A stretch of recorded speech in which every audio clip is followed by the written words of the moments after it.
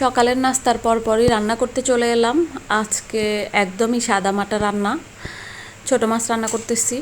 তো রান্না অলমোস্ট হয়ে এসেছে। তো কাঁচামরিচ ধনেপাতা এগুলো দিয়ে দিয়েছি, শেষে আমি একটু লেবু চিপে রস দিয়ে দিলাম।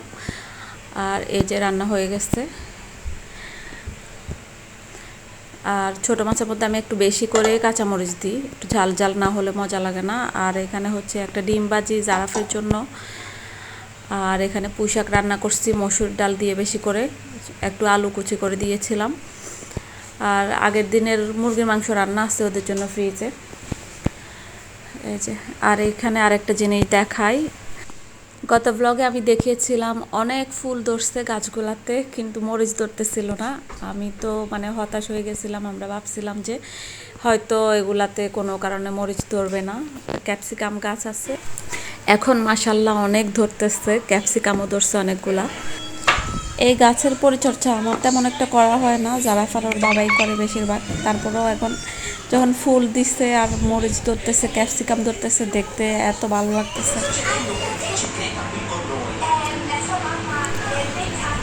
বাচ্চাদের ভ্যাকেশন শুরু হয়ে গেছে, এখন সবসময় বাসায় থাকা হয়, স্কুল যেহেতু বন্ধ।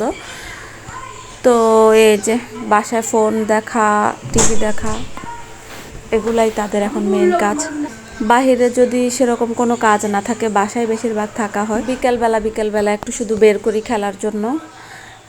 ওরাও বোর হয়ে যায়, আমি নিজেও বোর হয়ে যাই বাসায় থাকতে থাকতে।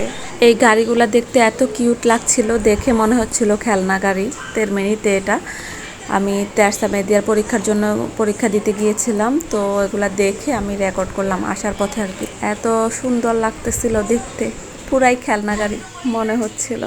শোরুমের বাহিরে দাঁড়িয়ে আমি একটু রেকর্ড করলাম, সাথে আমার ক্লাসমেটরাও ছিল। দুপুরবেলা যখন এক্সাম শেষ করে বাসায় যাচ্ছিলাম, একদম কড়া রোদ, মানে বিকাল 4টা-5টা পর্যন্ত এরকম কড়া রোদই থাকে, এরপরে যায় একটু কমে। সকালবেলা বের হওয়াই যায় না, অনেক মানে জরুরি কাজ না থাকলে বের হওয়া হয়ও না, এত রোদ থাকে। খুব সহজেই মানুষ টায়ার্ড হয়ে যায়।